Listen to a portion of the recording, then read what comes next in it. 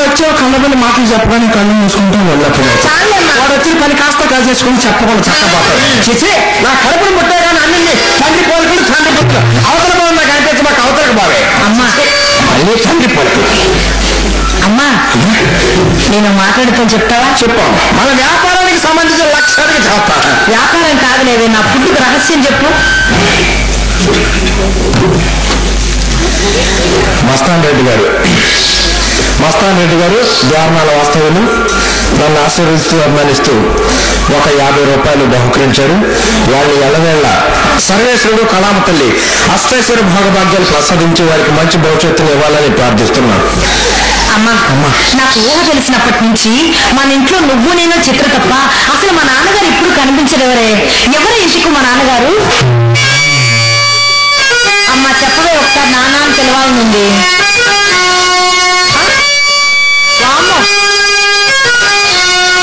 అమ్మా ఏడుస్తున్నావు ఎందుకే? నాన్నగారిని అడిగమ్మా. అవునమ్మా.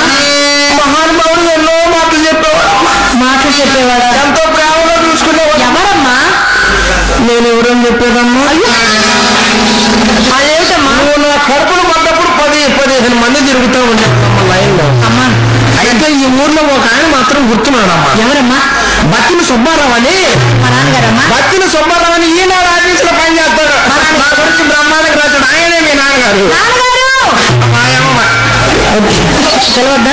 ఆయన ఉదయం వస్తాడు, రాత్రికి వచ్చి ఆయన ఇంకొక ఆయన ఉన్నాడమ్మా. ఈయన మా నాన్నగారేనా? ఓపూరి శ్రీనివాసరావు అని ఆయన కూడా ఇంకొక ఆయన ఉన్నాడు. ఈయన మా నాన్నగారు. నేను ఎవరని చెప్పేదమ్మా అంతా నువ్వు ఎక్కడ పడి ప్రక్కన అడుగుతావు. ఏమిటమ్మా? ఈ ఊళ్ళో అసలు సంగతి మర్చిపోయాను. ఏమిటో? పెద్ద శక్తిగా లేరు. అసలు వాడి సంగతి మనకెందుకే, ఆ తర్వాత చదువుతాడు. భావాయని ఎంత తోటి ఈడ్చి భార్యమ్మ నీకు ఎన్నిసార్లు చెప్పానే.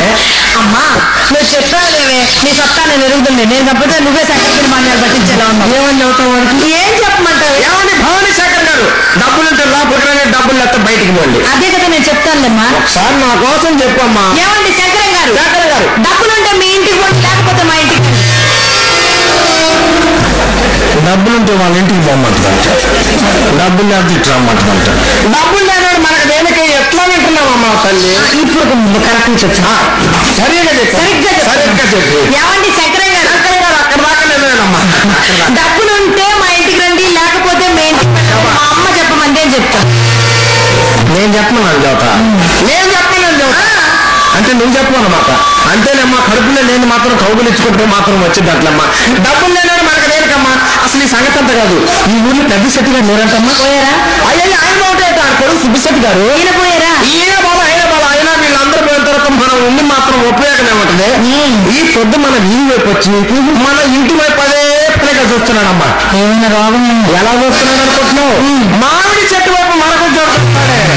తినేవాడికని తిండి నేను చూసేటట్టు ఇలా చూస్తున్నాడు. అదే మరి మన ఇంటికి వచ్చే వాళ్ళందరికీ ఏ రోగం వచ్చిందో ఈడికి అదే రోగం అమ్మా. ఏం రోగం? వలపు రోగం అమ్మా. అమ్మా వలపు రోగం చదువుతున్నారు. వ్యవహార రోగంలో వినమ్మా. వలపు రోగము పుట్టని వాడు అమ్మాయి. అమ్మా వలపు రోగము పుట్టని వాడు సానవాడకే రాడు. వచ్చాడే అనుకో. వచ్చపో వాని ఇంటి వంక కన్నెత్తై నన్ను చూడడు. మరి చూస్తేను అఖిలవడి చూచునా అతడే నమ్మ మన ఇంటి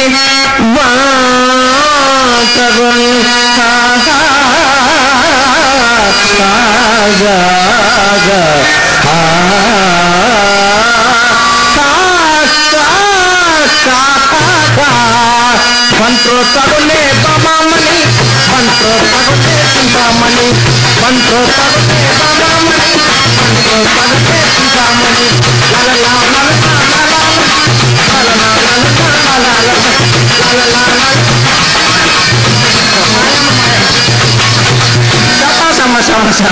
ఆయన వాగాన్ని కబురు చేస్తా కానీ నువ్వు మేడ మీదకి వెళ్ళాలి వాడగా కనిపించమ్మా. అమ్మా ఏ మాట ఆ మాట చెప్పుకోవాలి. నాకంటే నువ్వే చాలా అందంగా ఉన్నావు, నువ్వే కనిపించు.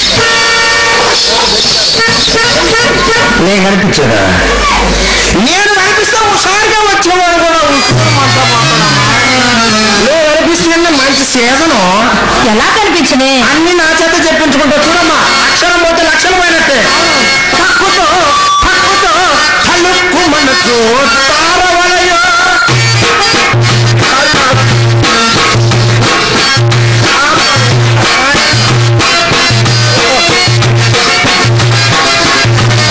కృష్ణ భగవాన్ ఎది లగ్నం చేశాని నన్నట్టే బలవంత పెట్టకమ్మా.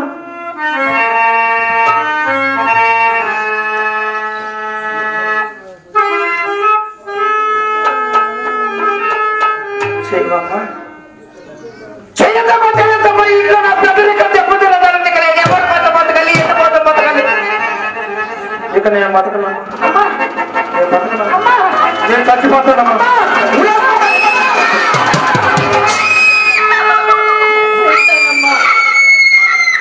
నువ్వు చెప్పినట్టే చేస్తానమ్మా. వింటావు కదమ్మా? వింటానమ్మా. కూతురంటే ఎంత ప్రేమ, నేను చచ్చిపోతున్నాను ఎంత బాధపడుతుంది. ఎట్లా కొట్టాలి అందరికి. ఎంత మంచిదాని వాళ్ళు నాకు ఎందుకమ్మా బాధపడుతున్నావు? అమ్మ నేను చచ్చిపోతాను. ఎందుకు అమ్మ నువ్వు చచ్చిపోతే మాకు దిక్కెవరే? నేను చచ్చిపోతానని దీని దిగులు లేదంట. దీని దిక్కుకొచ్చి ఇప్పుడు తెప్పను, దీని దిక్కు నాశనం కాదు. కొత్తది వీధికి ఒక బ్రాహ్మీ షాప్ అయితే సగం దేశం నాశనం అయింది. నేను పూర్తిగా దేశం మొత్తం సర్వనాశనం అయింది. నాకు రావణమ్మా. అమ్మా అక్క పెట్టాలంటుంది కానీ నువ్వు మేడ మీద పెళ్ళి పక్కేసి పూలు చల్లి అప్పం చల్లి సిద్ధంగా. అమ్మా నువ్వు ఏ పచ్చ చేస్తా కానీ పక్కలు మాత్రం వెయ్యనట్టు వెయ్యే. పక్కలు వేయవా? పక్కలు వేయకపోతే ఒక్కరు నోట్లో మింగించి పక్కలు ఎరగొడతాం. నా సంగతి తెలియదు. అమ్మా ఈ ఊళ్ళో కూడులందరూ చిత్తూరు పక్కలేస్తారు ఒకటే ఎగతా చేస్తున్నారమ్మా. ఈసారి ఎవరైనా అడిగితే చెప్పు. ఏమనమ్మా? ఈ రోజుల్లో పదవులో ఉన్న వాళ్ళకంటే పక్కన వేసే వాళ్ళకే పలుకు ఎక్కువ అని చెప్పమే. అమ్మా అలాగైతే నీకు పక్కన వేస్తానే. అమ్మా అమ్మా అమ్మా నేను ఒక మాట్లాడితే కానీ తిట్టావుగా. ఇందాక అక్క ఒక మాట అడిగింది సగం పోయింది. ఇప్పుడు నువ్వేమడుగుతావు తల్లి? నన్ను కొట్టకూడదే. వ్యాపారానికి సంబంధించిన 1,00,000 అడుగు. అమ్మా మన ఇంటికి ఎవరు వచ్చినా నిన్ను అక్కనే అడుగుతున్నారు కానీ మా నన్ను ఏంటమ్మా ఒక్కళ్ళు కూడా అడుగుతున్నారు. నా చిన్నదొడ్డ కూడా లైన్లోకి వచ్చింది. నాకు దిగలేదు. నేను చచ్చిపోయినా దిగలేదు. ఇదేమిటన్నా నా బుద్ధులు నా బాధ్యతలు ఎవరికి రావట్లేదని భయపడ్డాను, బాధపడ్డాను. నా చిన్నపిల్ల మాత్రం నా పేరు నిలబెట్టింది. అయినా ఇప్పుడు వద్దులేమ్మా. కొత్త పిల్లకి చిన్నపిల్లకి ఎట్లే ఉంటుంది కొత్త పొరపాటు. రేపు పడే పాటు ఉంటుంది చూడు. రేపు పడే పాటు బరువు బాధ్యతలు పెరుగుతాయి. నువ్వు ఇప్పుడు మహిళలే కానీ రేపు ఆషాఢం వెళ్ళిన తర్వాత అక్కని హైదరాబాద్ పంపిస్తా. అక్క దగ్గరికి వచ్చేవాళ్ళని నా దగ్గరికి వచ్చేవాళ్ళని నీ దగ్గరికి పంపిస్తా. కానీ ఖాతాలు ఏర్పాటు చేసుకొని కమ్మగా బతకచ్చు. అమ్మా ఖాతాలు అంటే ఏమిటి? ఖాతాలు అంటే తెలియదంటమ్మా. తెలియదమ్మా. ఖాతాలు అంటే మన దగ్గర డబ్బులు ఉన్నా లేకపోయినా ఒకే కొట్టు దగ్గరికి వెళ్ళి సరుకులు తెచ్చుకొని మన దగ్గర డబ్బులు ఉన్నప్పుడు తిరిగి చెల్లించడాన్ని ఖాతాలు అంటామమ్మా. అమ్మా అదే ఆ సెట్టెమ్మ కొట్లో మనం పెట్టుకుంటామే అయ్యి ఖాతాలంటే. ఆ ఖాతాలు ఏర్పాటు చేసుకున్న తర్వాత మన దగ్గరకు వచ్చే వాళ్ళని మనమంటే కొద్దిగా పిచ్చి కలిగించాలి. అమ్మా ఊరుకోవే, పిచ్చి అలా కలుగుతుంది. పిచ్చి ఊరకనే కలగదు. మరి ఎలా? దానికి ఒక ప్రయోగం చేయాలి.